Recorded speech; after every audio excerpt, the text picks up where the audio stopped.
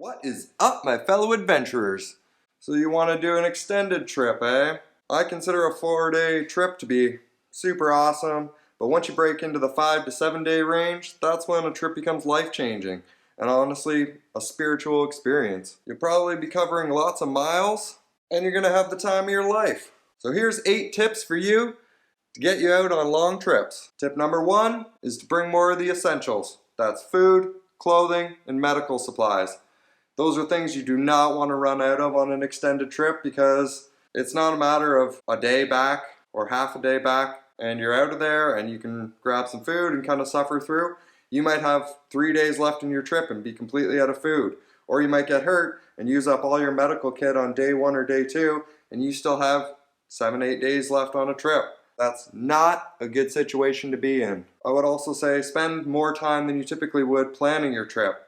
I like the rule of thumb of add an extra 1 day for every 5 days of a trip, and that's going to give you a little bit of a barrier. And hey, if you get things done a little bit faster than you thought you would, then you have a day to just chill. I like to lay the map out on a table and come up with a distance that I think we can reasonably accomplish in a day and just space that out. A lot of times just using my fingers.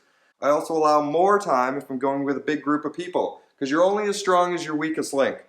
So the slowest person in your group is going to set the pace for your entire group. Tip number 2 is to double, triple, even maybe quadruple check your gear. Make sure you haven't forgot anything. Replace any gear that may be on the end of its life. And I would also say bring a multi-tool, bring some duct tape, just in case gear does end up failing you. You have some stuff to repair it with. If you got a hole in your tent or something comes apart and you need to put it back together, you might have a screwdriver, you have pliers, everything you need on a multi-tool and a duct tape, hopefully, to repair all your gear. That's the time that your gear is going to fail you. It's going to be on a long trip. It's not going to be on your quick little overnighter. I mean, and even if it does fail you on an overnighter, it's not that big of a deal.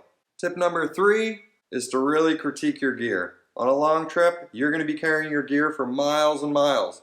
So this is when you want to cut down on weight, maybe leave the extra stuff sacks that you don't need at home. Multi-use stuff is also great. You can use it for more than one task. Combine gear or share gear. You can share your stove, you can share your tent. Allow medical supplies enough for both of you, and obviously food for both of you. That saves effort, calories for every step of your trip. Whether you're paddling or hiking, remember, every ounce counts. I've even gone so far on some of my packs and that is to cut extra straps that I never use off them, the tags off them, leave extra stuff sacks at home and just combine everything into one stuff sack, or just roll all your gear up into another item you brought.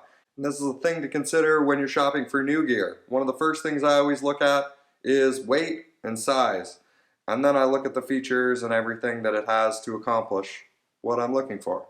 If you don't consider those 2 things, you're going to end up with a bigger pack, carrying more weight, and that's just going to wear on you over a long trip. And if you're not happy with your gear, I'd say shop around for some used gear in the winter. This is a lot of times when other people are upgrading their gear, and it might still be better than your gear. A lot of times that stuff might have only been used for 1 or 2 seasons, and they weren't happy with it for one reason or another, or their lifestyle changed, kids, job change. Tip number 4. I'd highly recommend getting some rain gear if you're going on a trip that's 5 days plus. I mean, you get into that time range and it's super hard to even plan a trip where you're not going to get at least 1 day of good rain. You might need to still move in that time range because you're on a time constraint and you have a lot of miles to cover. So there's been plenty of times when I ended up paddling in the rain or hiking in the rain just because I needed to make those miles happen. Another tip I'd say is to keep that gear at the top of your pack. You want to be able to just grab that at a moment's notice and throw your raincoat on, because if you're only bringing a couple pairs of clothes, you want to do your best to keep all your clothes dry. If it happens and you get wet, then it happens and you just deal with it. Tip number 5. I'd say you want to do a couple smaller trips with the gear you plan on bringing on a big trip, because you want to practice. Practice makes perfect. You want to test that gear. You want to make sure you're going to be happy on a long trip with that gear before you haul it into a 10-day trip. And those smaller trips are going to let you know what gear you really need, what gear might be better off just left at home to save on some weight. I mean, if you go on a whole trip and you only use that item once, then that might be a prime candidate to just leave at home. Remember, every ounce counts. So every step you take, multiply that by 1,000 that you're going to be doing in a day. An extra, say, calorie per step, you just saved 1,000 calories. Tip number 6 is to pack and repack your pack. You want to try different ways of stuffing your gear in there just to make sure you have plenty of room, and you're going to be able to make it happen every single day. I mean, sometimes gear gets wet and it takes up more space and weighs more. So you want to make sure you have something on the outside of your pack that you can store wet gear on, or an extra stuff sack that your wet gear can go into so it's not getting the rest of your gear inside your pack wet. I mean, if you go into a 10-day trip with your pack just overflowing with gear, you might find that halfway through the trip you can't get everything in it, and you're just stuffing stuff on the sides of it and everything and trying to make it happen, or trying to pawn gear off on some of your friends, which might not be your friends after that. So this is something I do on a regular basis. I even try and aim for an extra 5 liters of space if I can do it. Just keep in mind, if you're putting your food inside your pack, that over the trip you will gain space that way, and take that into consideration as well. Tip number 7. This seems to be a controversial one. I personally have started bringing a sat phone because of the dangerous nature of some of the whitewater trips we do. And since I'm paying for a subscription anyways, it's not a big deal to chuck a tiny little sat phone into my pack and go on my way.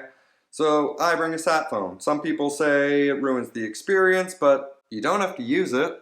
You can just chuck it in the bottom of your pack and forget you even have it. But if somebody does get hurt, you can use it. Safety is always a consideration no matter how small of a trip you're doing, but on the bigger trips, there's just more at risk. A lot of times you're further into the backcountry than you would be on a small trip, so it's not as easy to get your butt out of there if you ever get hurt. Sat phones really aren't that expensive nowadays, so it can be a worthwhile investment, but it's completely up to you. Tip number 8 is to just be confident in yourself and your gear before you even attempt this. A lot of the other things that I've mentioned kind of lead up to this tip, but if you're not confident in yourself, I'd recommend going on a big trip with somebody who's done big trips before. They're probably going to have lots of tips for you that'll help build your confidence before you take on something of this magnitude by yourself.